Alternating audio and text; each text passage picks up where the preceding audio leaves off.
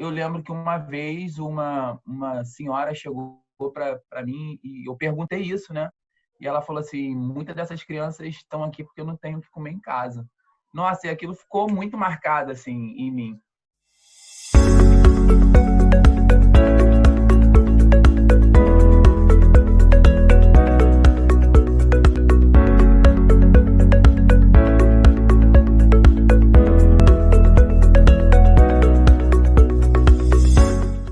Fala pessoal, estamos iniciando mais um programa ANW, Amazônia News Weekend. E como sempre, porque esse programa aqui a gente só convida pessoas da prateleira de cima, nós temos um convidado super especial e hoje está conosco Sadraque Albino, que é gestor do Instituto Meduca, que é uma ONG de atuação na área de educação, né, como o nome já sugere, trabalha com crianças. E nós vamos ter um bate-papo super gostoso, edificante, falando de coisas muito importantes para o contexto atual. E eu já quero apresentar e mostrar para vocês agora Sadraque, e já quero passar a palavra para ele, dar aí as suas primeiras saudações. Nós vamos começar esse bate-papo agora, que vai ser muito legal. Olá, bom dia a todos que estão disponibilizando parte do seu tempo.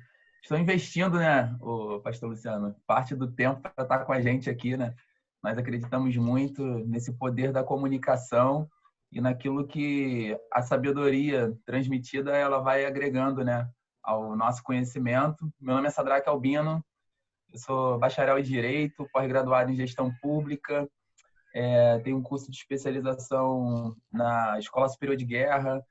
Então, assim, a gente procura se especializar sempre naquilo que a gente está se propondo a fazer. Fiz um curso de extensão também em gestão de projetos sociocomunitários, que é o que eu mais atuo hoje na gestão do Instituto Meduca, que é uma organização da sociedade civil que há 12 anos contribui na luta contra a desigualdade social de uma forma mais direta na Baixada Fluminense, né, que é um território de grande vulnerabilidade aqui no Rio de Janeiro, um território que agrupa 23% de toda a população do estado do Rio de Janeiro, e é um bolsão de pobreza, né? A gente, infelizmente, convive com essa triste realidade. O Rio de Janeiro hoje também, não sei se você sabe, o pastor Luciano, o Rio de Janeiro ele está entre as 10 capitais do mundo mais desiguais. E é uma triste realidade para o nosso estado. Ele não é o estado mais pobre, mas é um dos estados capitais mais desiguais. E a gente está aqui nessa guerra, nessa luta, e vamos que vamos, porque Deus é conosco. E eu quero, voltando ao meu início, né, agradecer a oportunidade que a direção, você representando, né, a TV Amazônia, está nos abrindo essa grande porta de oportunidade para estarmos compartilhando. Com certeza. O Sadraque sabe que já era um desejo meu de algum tempo ter esse bate-papo com ele, mas a vida dele é super corrida por conta dos projetos, porque o Sadraque, além de ser o gestor, mas também é o cara que está na ponta da linha, está nas ações, né? Está junto com a equipe, está liderando realmente de perto, presencialmente, está liderando pelo exemplo, né? Não só mandando fazer. Então, o tempo dele é super corrido. O Sadraque parece... é quase um deus aí com D minúsculo, que é um dos atributos de onipresença ele tem. Está em vários lugares ao mesmo tempo. Para quem não sabe, eu sou amigo irmão do Sadraque. A gente já se conhece já há mais de 20 anos, né? Nós éramos jovens, adolescentes, quando nos conhecemos, e somos amigos mesmo, assim, de muito perto. E, engraçado, num tempo desse, eu entrei no carro do Sadraque, ele abriu o porta-mala, tinha roupa de academia, tinha terno, gravata, o carro dele era a casa dele, porque no mesmo dia ele estava em diversos lugares, né? A tua vida é assim, né, Sadraque? É isso aí. Eu costumo dizer, cara, que a gente salta, né, de extremos, assim. A gente começa o dia na ONG, um lugar, às vezes, de grande carência, vulnerabilidade, barraco, lugar sem saneamento básico. Esse modelo, né, de moradia, né, que, infelizmente, a gente ainda tem hoje no Brasil. E à noite a gente está no Copacabana Palace, com terno, gravata e todo engomadinho, né? Mas é isso aí, cara. Deus, ele nos leva, né, a esses lugares para nos mostrar o quanto ele tem poder de mudar a realidade, né, do ser humano. Eu vejo muito isso, pastor. Eu vejo muito isso, o mover de Deus, né? Ele move cada um segundo o seu querer, como diz a palavra, é ele que faz o querer e o efetuar, né? Então ele tem esse poder de fazer mudar qualquer situação em qualquer momento e te tirar, como diz a palavra, né, do monturo e te colocar sentado entre príncipes. Eu acho isso incrível. Tem um texto muito legal também da história de Davi, que quando ele começou a ser levado para o palácio de Saul para tocar para Saul a sua harpa, porque Saul estava sofrendo aquelas opressões malignas, né? Perturbado no espírito. O texto fala que nesse período Davi ia para o palácio e depois voltava para apacentar as ovelhas do seu pai. É isso aí. Então, a gente vê que nós, né? Vou falar da gente, né? Como homens de Deus, as pessoas que estão nos assistindo, a gente tem que ter essa capacidade de representar Deus aonde Ele tem nos colocado. E não importa quem seja, porque Deus não faz acepção de pessoas, né? Os ricos são muito importantes para Deus, Jesus morreu por eles, mas o necessitado pobre também, e talvez a gente se comparece mais, é claro, daquelas pessoas que sofrem mais hoje. Então, a gente tem que estar disponível para ser usado por Deus, às vezes no mesmo dia, como você falou, né? De manhã Sim. no local e à noite em outro extremo, mas a necessidade das pessoas é a mesma, é o próprio Deus, né? E aquilo que Deus pode fazer por elas. Sadraque, e diga para a gente como você percebeu na sua vida esse chamado para as demandas sociais e qual foi o caminho que você percorreu para começar e para fazer o que você faz hoje? Então, assim, eu começo essa história, eu acho que chamando muita atenção de quase todos nós, né, que sofremos uma grande influência materna nas nossas vidas, né? Eu acho que as nossas mães, elas têm um poder muito grande. Os pais, eles têm uma referência de provedor, né? Pelo menos isso acontecia muito na nossa geração, até a nossa geração. Hoje a gente já tem uma realidade um pouco bastante diferente, né? Mas assim, as mães antigamente elas tinham muito essa questão de não ser apenas ser a provedora financeira, né? Mas ela era aquela guardiã, né? Ela era aquela pessoa que incutia mais valores na gente. E uma desses valores que foi incutido em mim, né, na minha infância, foi ver a minha mãe, às vezes, sem ter condições de nos alimentar, né, com o melhor que ela podia. Às vezes a gente não tinha R$ 1 para comprar pão, ela tinha que ficar fazendo bolinho de chuva. Eu não sei se você teve a oportunidade de comer bolinho de chuva, Ah, é mas maravilhoso. assim, Mas não então, todo a dia, né? gente... Não, é verdade, com certeza. E a gente só tinha, às vezes, o bolinho de chuva, o café, ou então aquele bolinho de farinha mesmo, porque eu não tinha R$ 1 para comprar pão. E eu via minha mãe nessa correria toda, buscando forças para mobilizar irmãs da igreja e da própria família para comprar alimentos e comprar material escolar para crianças que eram mais pobres do que a gente, né? E eu fui crescendo com aquilo e é uma parada assim que ficou muito marcado, né, na minha mente. Como que pode? E minha mãe não parava. Cada vez que nós fomos crescendo, ela continuava nessas campanhas, tanto que hoje a gente encontra várias pessoas adultas que prestam uma reverência para minha mãe, assim, entendeu? Porque por conta dessas ações.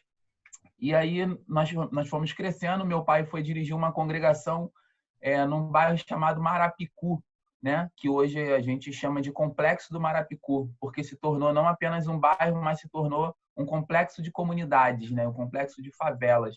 E é hoje um dos lugares de maior vulnerabilidade da cidade de Nova Iguaçu, que é uma cidade com quase 1 milhão de habitantes. E meu pai foi dirigir uma igrejinha pequenininha nesse lugar, e eu ia domingo passar o dia lá. E se tornou uma coisa muito impactante, porque na hora do almoço aparecia, chovia de criança, né? Porque a gente era uma criança que vinha, entre aspas, mais próximo do centro. E como lá era meia hora distante, a gente tinha esse status de ser a criança diferente, né? Então, todo mundo queria preparar um almoço legal pra gente, todo mundo queria mostrar, né, aquele aconchego, né, aquela coisa gostosa do interior. E aí chovia de criança junto com a gente. E eu ficava perguntando, caraca, essas criançadas vai almoçar tudo aqui com a gente, né? Aquela coisa, né, de adolescente, né? E aí eu lembro que uma vez uma senhora chegou para mim e eu perguntei isso, né?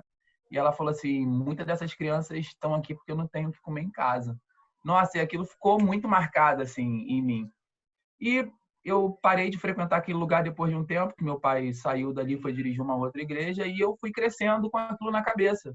Que aquele lugar é um lugar que precisava muito de olhares, de atenção, de oportunidades. E quando eu fui assumir a Secretaria de Missões das Assembleias de Deus em Nova Iguaçu, né? Que é um campo de igrejas, né? Com 80 igrejas e mais 80 igrejas na Bolívia e alguns outros pontos de pregação, né? Pelo mundo. Isso ficou muito latente em mim naquela região, tanto que a gente conseguia muito material da Sociedade Bíblica, da AME Evangelizar, e eu focava muito naquela região, porque era uma região de extrema vulnerabilidade, né? Até que veio a oportunidade de eu assumir o Instituto Meduca, né? Foi uma organização que foi criada pela missionária Cecília Onofre, a quem eu tenho um grande respeito e admiração. Na época que ela criou essa instituição, foi através de aulas de reforço escolar na praça de um bairro aqui, né, de Nova Iguaçu, chamado Vila de Cava, e ela se tornou pontinho de cultura e depois teve que institucionalizar, né? E aí ela me chamou para fazer parte desse processo de direção. Só que como eu trabalhava com assessoria parlamentar na época com o deputado federal Harold de Oliveira, que era um cara, né, bem quisto a nível sobre família, igreja, essas coisas todas, eu eticamente não aceitei. Mas sempre vim acompanhando esse processo, até que se passaram quase 2 anos, eu fui levar um projeto para ela, e a instituição estava fechada e surgiu a proposta de nós assumirmos a direção naquele período. E foi assim que aconteceu e até hoje nós estamos aí, a instituição tem 12 anos e nós temos praticamente quase 10 anos na gestão. E o Instituto Meduca, ele é assim, eu sei que você tem atuado em várias frentes, de acordo com as demandas sociais que têm aparecido, né, principalmente nesse último 1 ano e meio, pelo advento da pandemia, mas qual é a ênfase do Instituto Meduca? Qual é o DNA que você quer realmente implantar e os resultados a longo prazo, Sadraque, que você tem sonhado com o Instituto? Então, o Instituto Meduca, ele tem o seu público-alvo em crianças, né, e pré-adolescente. A gente procura trabalhar de uma forma mais objetiva na área da educação. Mas a gente utiliza também a ferramenta do esporte e da cultura, tendo, na verdade, um grande guarda-chuva nesses três pilares, né, que é educação, cultura e esporte, com assistência social, porque é onde que você fortalece os vínculos, né, familiares, é onde que você gera esse cuidado na segurança alimentar. Então, assim, nessa questão da inteligência emocional que hoje muito se fala, né? Então, assim, a gente procura trabalhar nesses pilares com esse público-alvo. É obviamente que a gente está num lugar de muito vulnerável. Então, o que nos é dado por oportunidade, a gente trabalha. Nós já tivemos corte, costura e modelagem, nós já tivemos curso de cuidador de idosos, assim, então nós já formamos centenas de mulheres nessas áreas, mas assim não é o nosso público-alvo. O nosso público-alvo é você trabalhar na criança, na formação, né, de caráter, naquela questão da cidadania. Nossa preocupação é preparar cidadãos não para o futuro, mas para o presente que se chama hoje. Porque uma criança ela tem o poder de influenciar e mudar a realidade da sua família. Então, assim, a gente acredita muito, assim, a gente tem muitas parcerias, né, com comunidades terapêuticas, né, os chamados centros de recuperação. E a gente sempre, na medida do possível, procura ajudar essa galera. Mas eu costumo dizer que esse não é o meu chamado, né? O meu chamado não é para recuperação, ressocialização, por mais que seja importantíssimo. Mas o meu chamado é para trabalhar a prevenção, para trabalhar a formação dessa geração, entendeu? Que está vindo já colado na gente, né? Porque as redes sociais deu uma alavancada nisso e a gente hoje foca muito nisso. A visão do Instituto Meduca é ser uma referência na gestão do terceiro setor. Então, assim, todo o nosso trabalho, ele é focado nisso, entendeu? De ser uma referência. Então, isso ficou muito mais latente agora, né, com o advento da pandemia, que foi está sendo um período de grande transformação, não só institucional, né, das instituições, mas uma transformação pessoal de cada um de nós. Todos nós mudamos muitos dos nossos preconceitos, né? Todos nós tivemos a nossa vida alterada de alguma forma, né? Em algum molde. Então, assim, isso gera crescimento. Ou você mingua e acaba, ou você respira, né? E dá aquele salto. E eu acho que é isso que aconteceu com a gente. A gente tomou uma nova forma, né? Em relação a essa questão. É como você mesmo falou, né? Nós tivemos a oportunidade dada pela vida, e aí são coisas que acontecem que você não programa, que você não espera, e ao contrário, quando começou a pandemia, que infelizmente nós tivemos que fechar a instituição, eu pensei, agora eu vou me dedicar aos estudos, vou focar numa área de captação de recursos, que é uma área que a gente tem uma dor muito grande, e vou trabalhar isso. Só que passaram 2 semanas, nós começamos a receber algumas ligações e mensagens de professores da própria instituição, falando que já estavam passando por algum tipo de necessidade para se alimentar. E foi muito duro essa questão da alimentação naquele momento, né? Porque as coisas, de fato, elas fecharam.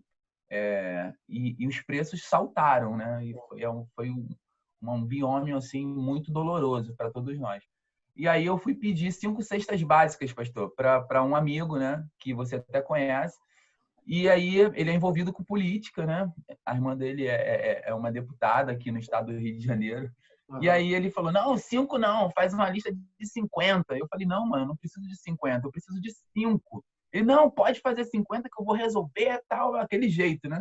Eu falei, fiquei todo feliz, falei, cara, eu que tô quietinho aqui estudando, então vou conseguir 50 cestas, vou fazer uma ação, né? Já pensei logo no marketing, né? Vou fazer uma ação, 50 famílias, tal, blá, blá, blá, e depois eu volto para minha significância, né? Vou ficar aqui na minha e continuo a minha vida, né?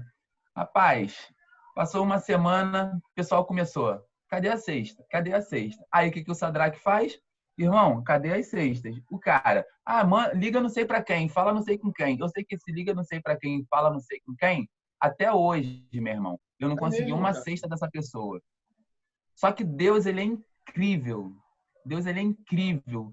Que nós começamos uma campanha na internet, apenas pela internet, e nós conseguimos distribuir no passado mais de 1.300 cestas básicas. Uau, mais de 1.300 kits de higiene, material de limpeza, foram 27 toneladas de alimentos arrecadados. Isso pode parecer pouco, mas para a gente que não tem padrinho político, que não tem empresa, entendeu? É algo assim muito grande, né? E a gente vê o mover de Deus no meio disso tudo, entendeu? E você falou no início, né, sobre a localidade que você tem atuado com o Instituto, na Baixada Fluminense, e a Baixada Fluminense é muito grande, né? Eu sou, como diz o carioca, eu sou cria da Baixada Fluminense, né? Só que eu sempre morei em locais privilegiados da Baixada Fluminense, em bairros mais centralizados, por causa assim, da condição que a minha família tinha, que nós nunca tivemos riqueza financeira nesse nível de ser rico, mas nunca passamos necessidade, graças a Deus. Mas você falou de uma realidade de muita vulnerabilidade em alguns locais, talvez seja até a maioria hoje dos locais da Baixada Fluminense. A maior população passa realmente situações bem difíceis. Mas também, Sadraque, eu queria que você falasse que não é somente a vulnerabilidade da pobreza, da miséria, do desemprego, mas também de um aumento muito grande do índice de criminalidade, do ambiente de violência nessas comunidades. Eu queria que você mostrasse, falasse um pouco sobre esse panorama e de que forma isso tem afetado as crianças e os pré-adolescentes, que é o teu público-alvo, para que as pessoas possam entender a complexidade de trabalhar essa formação de cidadania, que é o teu objetivo, né? Que você já disse para a gente aqui. E como é a realidade dessas localidades hoje, no Rio de Janeiro, especificamente na Baixada Fluminense? Como você falou, né, cara, a pobreza, ela gera algumas consequências muito danosas, né? Enquanto você tem uma taxa de homicídio muito grande, de homicídio não, perdão, de suicídio muito grande em áreas onde as pessoas elas têm um equilíbrio financeiro, né, onde as pessoas elas se sentem perdidas quando elas perdem muito, né? Essa que é a grande verdade. E a pobreza não, ela tem outro tipo de consequência, né? A pobreza ela gera muito a questão da violência, né? E porque a pessoa pobre, né, pobre de maré descer, ela cresce normalmente naquele ambiente, né? E a gente até brinca, fala assim, saiu da favela, mas a favela não saiu do cara, né? E continua tendo aquelas práticas, né? Porque aquilo já está enraizado nele, né? Já é uma questão é conceito dele, aquilo ali é o ser do meio, né?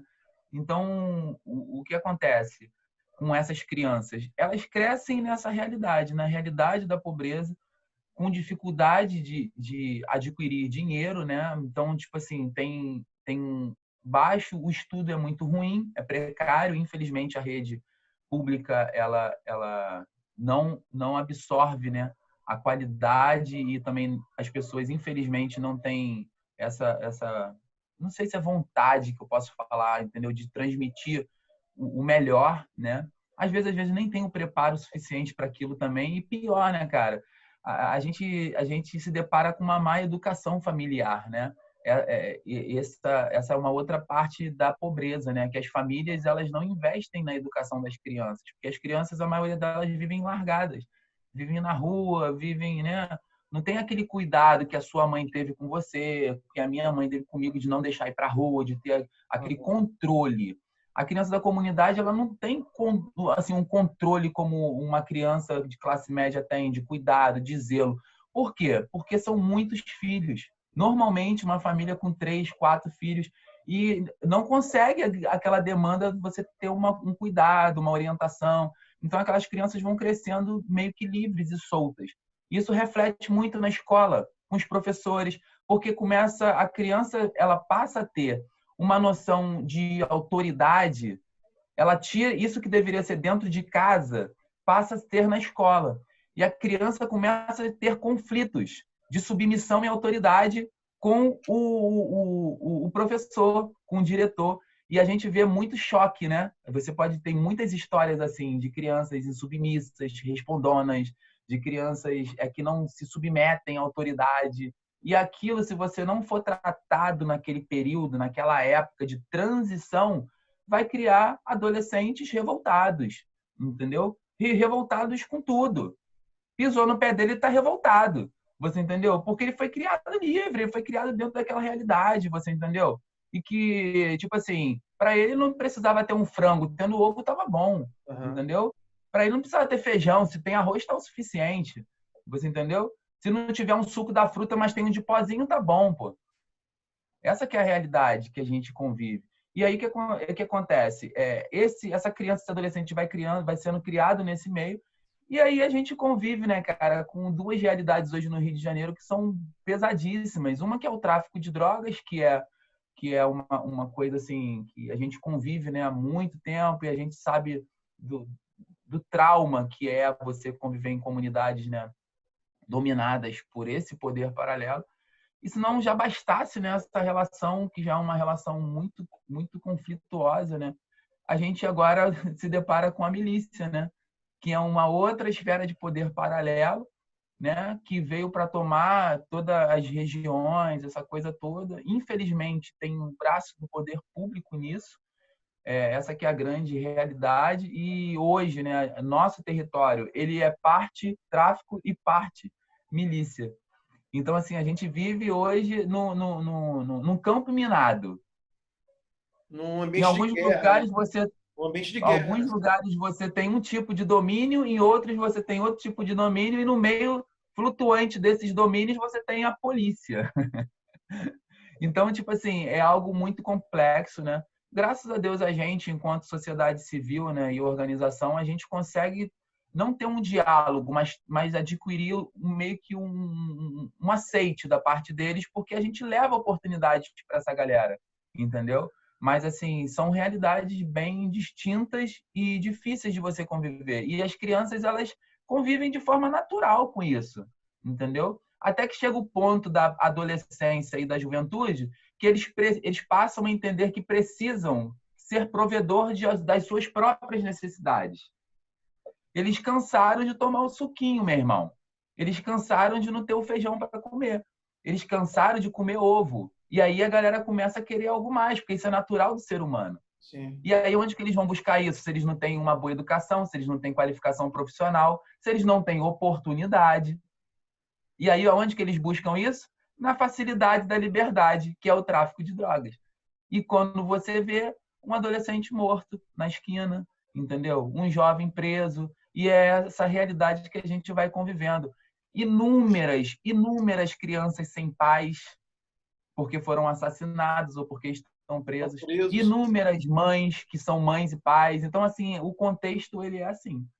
E isso acaba sendo uma concorrência na mentalidade da criança, do adolescente, muito pesada, porque enquanto você está lutando para oferecer o mínimo é o quê? Um alimento para a semana, uma cesta básica, uma atividade lúdica.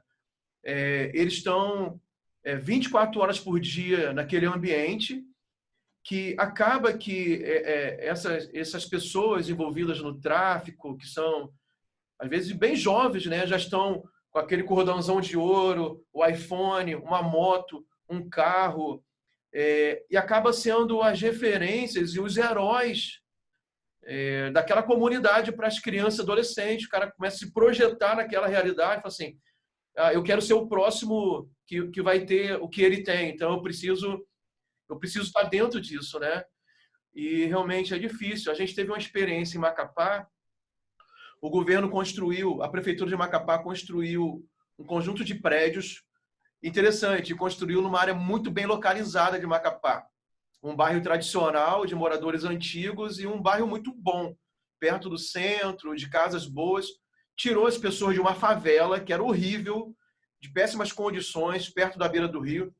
E esse conjunto de prédios não foi vendido, não foi Minha Casa Minha Vida, que paga aquela parcela, não. As pessoas ocuparam gratuitamente os apartamentos. E o projeto era bacana, era legalzinho, cara. Cara, e foi a pior coisa que fizeram. Por quê?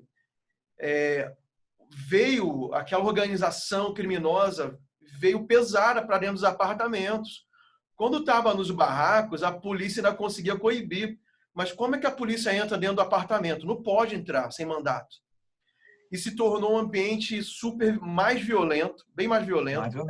E começou a causar problema naquela comunidade que já estava lá, porque tinha ali, aumentou o índice de assaltos na região, de assassinato.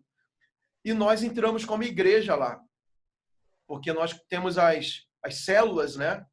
Sim. E a minha rede de células, a gente entrou ali com mais de 10 células. Inclusive, o Lucas, né, meu filho, tinha 11 anos.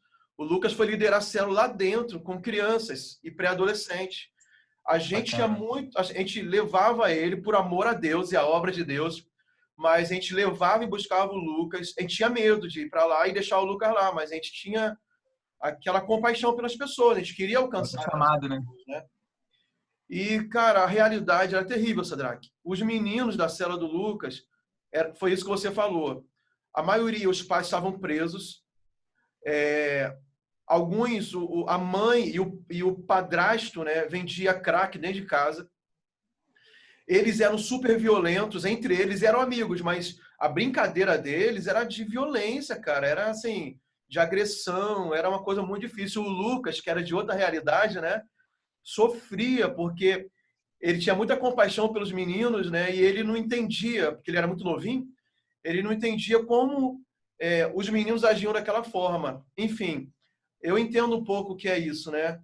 E realmente a nossa luta naquele período era oferecer algo mais do que 1 hora de reunião por semana, mas a gente teve que criar um projeto de esportes para ele durante a semana para oferecer além do que já tinha, para tentar tirar eles, porque eles estavam 1 hora da semana na igreja, mas todas as outras horas do dia, além da escola, eles estavam ali naquele ambiente que tinha outra influência que não era a nossa, né?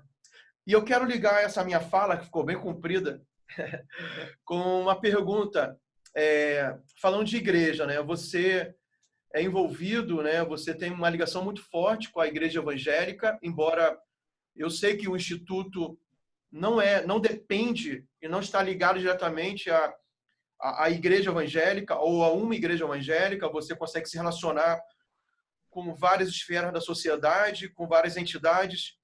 Como a igreja evangélica pode atuar de uma forma mais efetiva nessa área social? Como a igreja pode se unir às fundações, associações, ONGs e tornar esse trabalho mais abrangente, mais efetivo? Eu queria que você mostrasse para nós o que a gente tem falhado e a forma que a gente pode ajudar melhor. Então, assim, eu vou começar minha fala diante da sua primeira fala, que foi a questão da mudança de realidades para pessoas que não estão preparadas para viver o novo, né? O poder público, eu sempre falo isso, ele tem o poder de transformar. Ele tem em si todas as características e todas as ferramentas para transformar a vida das pessoas, para formar e transformar. Infelizmente, cara, as políticas públicas que são operadas, né, nas gestões municipais, estaduais e também federais, é óbvio, né, em todo nível de esfera de poder, elas são muito politizadas. Elas são feitas de forma política. Então, eles pegam as políticas públicas que devem ou deveriam ser para enfrentar a desigualdade social e eles trabalham isso de forma política. Porque não adianta a luta contra a desigualdade social, dizer que você vai ajudar o pobre, o necessitado, que você vai tirar o pobre do barraco e vai colocar no apartamento. Isso não adianta nada, irmão. Você é prova disso, você é experiência viva disso, na sua realidade. E aqui não muda nada, é a mesma coisa, entendeu? O que acontece é que piora a situação. É o que você falou, a polícia entrava, deixou de entrar, entendeu?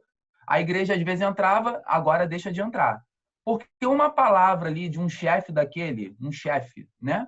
Entendeu? Ele fala para não entrar, não vai entrar, irmão. Você entendeu? Então, assim, o que acontece? O poder público, que tem o poder de transformar, ele acaba criando empecilhos para que o terceiro setor, né, que aí inclui as ONG, a igreja, ele às vezes tenha dificuldade de se relacionar com esse grupo por conta de política pessoal, Sim. de benefícios próprios, para dizer que eu fiz. E aí, voltando um pouquinho, tipo assim, a luta da desigualdade social, ela tem que ser atrelada, o pastor Luciano, com a inclusão. Se você propor alguma política pública para que enfrentamento à desigualdade social que não tenha inclusão, ela é nula. E pior do que isso, ela vai gerar problemas maiores. Porque o que muda o ser humano não é tirar ele da sua localidade, não é você fazer essa mudança de local, é você fazer a mudança de mente. É a mudança de mente que transforma o ser humano. Quando a gente fala que a gente quer trabalhar com criança e pré-adolescente, é porque ainda há uma esperança de mudança. Você entendeu? Porque o índice de você recuperar e ressocializar um adulto é baixíssimo. E aí que está o grande detalhe, aí já pulando para outro lado da sua fala, que é o pouco tempo que nós temos de ter convívio com essa galera. Você vê, qual era o tempo de célula lá que seu filho ia com aquelas crianças? Uma hora e meia. No máximo. Qual o tempo que eu, na instituição, passo com as crianças? 2 horas. Qual o tempo que uma pessoa dessa vai para a igreja e fica assistindo um culto? 1h30 agora, que o culto diminuiu. No mundo que a gente tem 24 horas, né? O certo seria 8 horas a pessoa dormindo, mas poucos dormem 8 horas, então a gente tem 7, 6 horas de fora, de off. Dessas 17 horas que você tem de vida, você tem 1 hora, 2 horas para sofrer um tipo de influência do novo. Por semana. Que pode mudar a sua vida. Não era todo dia, era por semana. E não é, às vezes, todo dia. É o que você falou, 2, 3 vezes por semana que acontece isso, né? Então, tipo assim, você imagina como que isso é desproporcional. Então, é uma parada muito de Deus, assim, de acontecer essa mudança. Você entendeu? Tem que ser um choque muito grande de realidade, e não só um choque, mas tem que ser uma manutenção desse choque. É a manutenção desse ensino, é a manutenção desse compromisso de transformação. Você entendeu? É o que a gente fala. O cara veio na igreja no domingo e ele vai levar aquela palavra para a semana toda. Só que tem gente, meu irmão, que chegou na segunda-feira e já não lembra mais de nada. Verdade. Você entendeu? E como que você faz o acompanhamento disso? Como que você faz a manutenção disso? E aí a gente entra para aquela outra parte. Como que a igreja ela pode se posicionar de uma forma mais eficaz e eficiente no combate à desigualdade social, a não ser o que já faz, que normalmente é o quê? Dá uma palavra de esperança, né? Dá uma palavra que pode, sua vida pode mudar, né? Porque Jesus pode transformar, que o evangelho é o poder de Deus para a transformação do ser humano, pô. A gente sabe disso e a gente tem isso como carta, né, na manga para tudo. E aí o que acontece? A igreja hoje, ela veio se tornando muito entrega de cesta básica, né? Muito assistencialismo. Gera inclusão religiosa, só que o papel da igreja seria incluir mais essas pessoas, ao ponto de que a mente delas venham a ser transformadas. Porque a pessoa com um novo olhar da vida, a pessoa com um novo ânimo, a pessoa, né, transformada, ela olha a vida diferente. Ela passa a ter sonhos, ela passa a ter é o que a gente chama de novidade de vida, né? No Evangelho, né? É a novidade de vida. E é isso que faz a pessoa mudar. É isso que traz ela para o conflito interior e mostra para ela que ela é capaz. Porque essas pessoas, elas crescem naquele ambiente de incapacidade. Ah, você nunca vai crescer, você nunca vai conseguir uma faculdade, você nunca vai ter uma casa, você vai continuar morando de favor, de aluguel, você vai ter uma família destruída. Essa aqui é a verdade. Essas crianças e adolescentes são criados nesse meio, com esse tipo de informação. Quando a gente vem, seja igreja, seja a instituição, e mostrando para elas que o mundo está ali do lado delas. O que a gente tem feito muito hoje na instituição? Trazer muitas pessoas que já viajaram vários países para compartilhar essas informações com elas e mostrar que a Suíça, né, que a Europa em si, que a Ásia, ela está aqui. Ela está aqui, no poder da nossa mente. Que essas crianças elas podem um dia estar em outros países. Então, assim, é trazer essa realidade tão distante para dentro de você e não tirar você de uma realidade e levar você para uma nova localidade. Então, mas deixa eu aproveitar a tua fala, fazer um exercício contigo. Hoje existem grandes igrejas, né, e igrejas muito prósperas. E as igrejas hoje, boa parte delas, né, assim, a gente sabe a realidade evangélica no Brasil. Igrejas muito prósperas, enquanto outras estão começando e são pequenas ainda, tudo bem. Mas o exercício é o seguinte: você se aproxima de uma igreja que você sabe que tem estrutura organizacional, estrutura de recursos humanos, porque as igrejas hoje têm pessoas de formação acadêmica alta, né? Tem representatividade em todas as esferas da sociedade, e temos igrejas muito prósperas financeiramente, que arrecadam bastante dinheiro. E você se aproxima como instituição dessa igreja. Como essa igreja, de fato, assim, cita um exemplo, 2 exemplos, o que você esperaria dessa igreja que se aproximou do Instituto Meduca? E que, às vezes, a liderança da igreja não entende, não estou dizendo nem que tenha má fé, não estou dizendo isso não. Talvez não tenha conhecimento de como usar essa grande estrutura para a realização de transformação social. São dois montes diferentes, né? Um é o monte da religião, que é onde a igreja ela tem um domínio, e o outro é o monte da solidariedade, né? Da compaixão, do ponto de vista da assistência. Na verdade, esses dois montes eles têm que trabalhar muito juntos, porque, como nós dissemos na fala anterior, são eles que conversam com todas as classes. Na igreja tem pobre, tem rico, tem milionário, tem miserável. certo? É. E a gente consegue criar essa relação da comunicação, o terceiro setor. O papel hoje da igreja é que a igreja ela se fechou muito na questão da religião. Você entendeu? Não, meu negócio é pregar. Só que a palavra diz que a fé sem obras, ela é morta. Porque Jesus ele não veio só dar a palavra, ele também teve a preocupação de dar o pão, pô. Jesus, quando chamou os discípulos, ele não falou que ia dar comida e bebida para eles, mas ele deu a certeza que eles não desamparariam os discípulos. Então, certamente, todos os discípulos, mesmo tendo largado a sua rede, tendo largado as suas ocupações, suas famílias, eles nunca passaram fome. Porque sempre houve a provisão. Então, para a igreja, sempre vai haver a provisão. Porque você está respondendo o chamado, entendeu? Que é ir e anunciar o evangelho. O grande lance que esse ir anunciar o evangelho, ele tem que vir acompanhado da questão do suprir as necessidades das pessoas. Você entendeu? Porque existe essa demanda. Como nós falamos, você tem que trabalhar muito a questão da mudança, o mindset, né? A mudança da mente. Porque isso vai fazer o ser humano ele dar um salto na sua vida para o lado dos sonhos. E a igreja ela tem esse poder, não só de manipular, de certa forma, essa questão da mudança de mente, mas também a questão de trabalhar a captação de oportunidades e fazer com que essas oportunidades transformem a vida das pessoas. O grande lance da igreja é que ela pegou a visão dela e ela focou só no monte da religião. E aí se contentou em oferecer cestas básicas para os mais miseráveis. Apenas isso. Quando As oferece, igrejas né? mais... Quando Oi? oferece. Quando oferece. Não, isso aí, eu estou falando que a maioria, de certa forma, trabalha aí, assim, entendeu? Quando você chega e você oferece uma proposta, de fato, de transformação, que é um trabalho contínuo, que o fato de dar cesta básica, meu irmão, é igual o Bolsa Família, com todo respeito. Ele está fazendo manutenção da pobreza. O Sim. Bolsa Família é manutenção da pobreza. Porque o que ele tem que dar para as pessoas é formação. Ele tem que dar é qualificação. Ele tem que trabalhar a educação financeira dessa família. Você entendeu?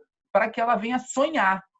Ela não pode estar... A pessoa ela não pode estar com a visão dela no dinheiro. A visão dela tem que estar no futuro. E é isso que a igreja faz, cara. A igreja prega o quê? Não prega o céu? Qual o futuro que a igreja prega? Pelo menos a igreja que nós fomos criados era isso. A gente ouvia a pregação do futuro. Era isso que gerava esperança na gente. Era o céu. A igreja mais moderna hoje não. Ela prega você ter uma vida equilibrada financeiramente. Ela prega você ter uma libertação financeira. E isso não é ruim, isso é bom, porque as pessoas elas têm que entender que nós somos o melhor de Deus nessa terra. E para nós sermos o melhor de Deus e cumprirmos com mais eficácia e eficiência a nossa missão, a gente precisa ter um equilíbrio. Seja financeiro, seja mental, seja espiritual, seja emocional, a gente tem que estar bem. Você entendeu? Porque você vai levar o melhor que você tem para as pessoas que ainda não têm, mas têm todo o direito e o poder de ter. Então, tipo assim, a igreja hoje, o que eu vejo é que ela tem que não só abrir a sua visão, né, de mundo, sair daquele monte da religião e partir de fato do monte da solidariedade, mas não do monte da solidariedade da cesta básica ou do kit, né, do kitzinho ali que vai suprir aquilo ali, mas da mudança de mente, trabalhar esse lado dos profissionais, agregar esses profissionais que estão dentro da instituição que podem contribuir com isso. E aí, sim, se criar, ô pastor Luciano, criar instituição, uma instituição do terceiro setor, no caso, seja uma ONG, uma OAS, uma associação, entendeu? Um instituto dentro da própria instituição. Por quê? A igreja hoje ela não tem o poder de fazer captação de recursos na esfera pública. Não pode. Não pode. Ela não pode dar isenção de imposto de renda. Você entendeu? Um instituto ele vai te dar essa possibilidade. Apesar de que a maioria das igrejas grandes elas não têm nem essa necessidade, porque elas têm recurso. E aonde que são investidos esses recursos? Os nossos recursos têm que ser investidos em pessoas. E se são investidos em coisas, devem ser coisas que vão abençoar pessoas. Você entendeu? Então, assim, eu vejo que o evangelho do reino ele é isso, né? É uma rede que tem que girar em torno de pessoas. e não em torno de coisas. Eu vejo muito essa questão. Lamentavelmente, a gente se depara, né, com a maioria dos líderes, né, religiosos, eles não têm essa visão. E é difícil você se relacionar com isso, porque eu vou falar uma experiência pessoal minha de uma grande igreja aqui da cidade, né, que não fala nada de ONG, não fala nada, eles não querem misturar nada. E só que, graças a Deus, pelo líder ter me visto desde criança, adolescente, conhece a minha história, sabe do meu comprometimento com a minha missão de vida, né? Isso é muito importante também, você dar essa segurança. E ele sempre anunciava as campanhas, né, no altar, mas de uma forma muito discreta, de uma forma muito limitada. Nada de dar palavra, nada né, aquela coisa bem restrita, mas para as pessoas, elas achavam o máximo. Nossa, caraca, o bispo fez isso com você, pô, que maneiro. E aí algumas pessoas se aproximam de você, porque a referência da igreja está te abrindo um espaço de comunicar.